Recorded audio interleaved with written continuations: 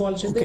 ఇలాంటివి వెంకటరెడ్డి గారు, ఇప్పుడు ఒక శ్రీకాంత్ గౌడ్ గారు మనతోటి బీఆర్ఎస్ నేత శ్రీకాంత్ గౌడ్ గారు లైన్ లో ఉన్నారు. శ్రీకాంత్ గౌడ్ గారు చెప్పండి, ఇప్పుడు పల్నాటి వెంకటరెడ్డి గారు చెప్పినట్టుగా కేవలం తన అధికారాన్ని దుర్వినియోగానికి మాత్రం మనీ లాండరింగ్ చేశారు కాబట్టి దీని మీద ఖచ్చితంగా మనీ లాండరింగ్ కేసు కూడా పెట్టేసి అతన్ని ఖచ్చితంగా కటకరాల వెనుక తోసవలసిందని చెప్తాను.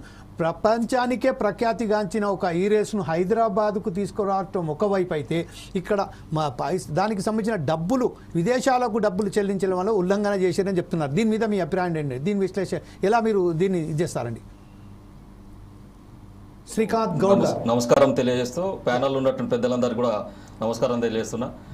ముఖ్యంగా హైదరాబాద్ సంబంధించినటువంటి బ్రాండ్ ఇమేజ్ని పెంచాలనేటువంటి ఒక సదుద్దేశంతో ఆ రోజు బీఆర్ఎస్ సంబంధించినటువంటి ప్రభుత్వం గౌరవ శ్రీ కేటీఆర్ గారు మున్సిపల్ శాఖ మంత్రిగా ఉన్నటువంటి తరుణంలో ఏదైతే రాష్ట్రంలో ఇలా ఢిల్లీని ఒకసారి చూడండి, ఢిల్లీలో కార్బన్ ఉద్గాతకాలు ఏవైతే ఉన్నాయో ఆ ఉద్గాతకాలు ఉండడం ద్వారా అక్కడ ఆక్సిజన్ సంబంధించినటువంటి ఇది కూడా పూర్తిగా లెవెల్స్ పడిపోయి పట్టణాభివృద్ధి అనేటువంటిది చాలా దయనీయమైనటువంటి స్థితిలో ఉన్నది.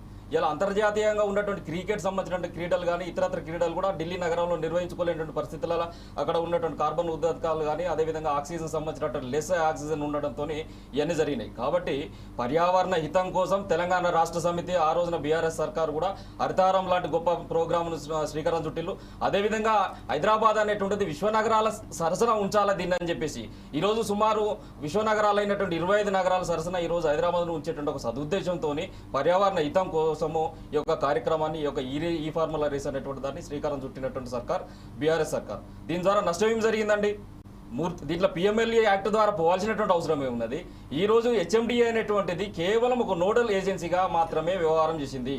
అంతర్జాతీయ పరిధిలో ఈ యొక్క దేశ ప్రతిష్ట ఈ భారతదేశంలో ఎక్కడ కూడా ఈ ఫార్ములా రేస్ అనేటువంటి ఎక్కడ కూడా జరగనప్పుడు ఈ తెలంగాణ అనేటువంటిది ఒక బ్రాండ్ బ్రాండ్ ఇమేజ్ ఇచ్చే విధంగా హైదరాబాద్ మెట్రోపాలిటన్ నగరం కాబట్టి అన్ని వర్గాల ప్రజలు, అన్ని రాష్ట్రాల ప్రజలు, అన్ని దేశాలకు సంబంధించినటువంటి ప్రజలు కూడా ఇక్కడ నివాసం ఉంటుంటారు కాబట్టి నివాసానికి యోగ్యంగా ఉన్నటువంటి ఒక సిటీ కాబట్టి సుమారు 150 దేశాలు ఈ యొక్క ఈవెంట్లో పార్టిసిపేట్ చేసిళ్ళు. 35,000 మంది సంబంధించినటువంటి వీక్షకులు ప్రత్యక్షంగా పరోక్షంగా ఈ యొక్క ఈ ఫార్ములా సంబంధించినటువంటి రేసులను వీక్షించిళ్ళు. దాంతోపాటు 700 కోట్ల రూపాయల ఆదాయం అనేటువంటిది హైదరాబాద్ నగరం అనేటువంటిది హోటల్ సెక్టార్ లా కావచ్చు, టూరిజం సెక్టార్ లా కావచ్చు, అకామిడేషన్ సెక్టార్ లా కావచ్చు, పర్యావరణం సంబంధించినటువంటి సెక్టార్ అన్ని సెక్టార్లో కూడా ఆదాయాన్ని గడించిందని చెప్పేసి నిల్సన్ లాంటి జాతీయ సంస్థలు ఒక ప్రతిష్టాత్మకమైన సంస్థలు ఈరోజు కానీ ఇప్పుడు శ్రీకాంత్ గౌడ్ గారు ఎవరైతే ఇప్పుడు పల్నాటి వెంకటరెడ్డి గారు చెప్తున్నప్పటికీ ఇది కేవలం తన సొంత డబ్బు కాదు కదా, ఆ సొంత డబ్బును వినియోగించుకున్నట్టు అతను పంపించారు అని ఒక అభియోగం ఉన్నది. దీని మీద మనకి ప్రపోజల్ వచ్చినప్పటికీ ఆ టైంకి ఒక 2 స్పాన్సర్స్ అనేటువంటి వాళ్ళు ఆ షార్ట్ టైంలో దొరకనటువంటి పరిస్థితి. ఇక్కడ ఈవీ రంగాన్ని ప్రోత్సహించాలి, ఇక్కడ పర్యావరణ హితం కోసము ఏదైతే ఎలక్ట్రానిక్ సంబంధించినటువంటి వెహికల్స్ ప్రోత్సహించాలి. ఎలక్ట్రానిక్ వెహికల్స్ కూడా 100 కిలోమీటర్ల పై చిలుకు వేగంతో ప్రయాణించగలవు, ఈ కంఫర్ట్ ఆఫ్ జోన్లో ఇవి ఉంటాయని చెప్పేసి వాటి వెహికల్స్ యొక్క స్పెసిఫికేషన్స్ కూడా ఇక్కడ ప్రజానీకానికి తెలవాలి, ఈ దేశ ప్రజానీకానికి తెలవాలని చెప్పేసి అప్పుడున్నటువంటి టైం స్పామ్ ప్రకారం ఒక విచక్షణాధికారాలతో మున్సిపల్ శాఖ మాతులుగా ఉండేసి నోడల్ ఏజెన్సీగా హెచ్ఎండిఎన్ పెట్టి ఇచ్చేసి ఇక్కడ నుంచి ఒక్క రూపాయి కూడా వేరే వాళ్ళకి ఇవ్వలేదే, ఏ ప్రైవేట్ కంపెనీలకు పోలేదే. ఇది మనీ లాండరింగ్ ఎక్కడ జరుగుతుందండి? హవాలా సంబంధించిన మనీని ఇలా విమానాలలో, రైళ్లలోనో లేకుంటే వేరే ఒక మార్గంలో తరలించినప్పుడు ఇది మనీ లాండరింగ్ పోవాలి. ఇది ఇంకో అత్యుత్సాహం చెప్తా. ఈరోజు బీజేపీ సర్కార్ ఏదైతే కేంద్ర ప్రభుత్వంలో ఉందో ఇది దానకిషోర్ గారు కంప్లైంట్ ఇచ్చిండో లేదో, నిన్న కేసు నమోదైందో లేదో, ఈరోజు దానిపైన కొంత అసెంబ్లీలో చర్చ జరుగుతుంది. అసెంబ్లీలో కూడా చర్చ పెట్టండి, ఇది ప్రజలకు వాస్తవాలు తేలవాలని చెప్పేసి కేటీఆర్ గారు ఒకరికి వాదిస్తూ నాకు అవకాశం ఏంటని చెప్పేసి ఒకరికి వాదిస్తుంటే కూడా ఈరోజు ఏదైతే ఏసీబీకి ఈడీ లెటర్ రాసి దానకిషోర్ గారు ఇచ్చినటువంటి పత్రాలు ఏవైతే ఉన్నాయో వాటిని కూడా యాడ్ చేసేసి ఈడీకి పంపించాలని చెప్పేసి ఈడీ ఇప్పుడు వెంటనే లెటర్ రాసిళ్ళు. అంత అత్యుత్సాహం ఏముంది? దీంట్లో వాస్తవాలు తెలుసుకోవాలి కదా.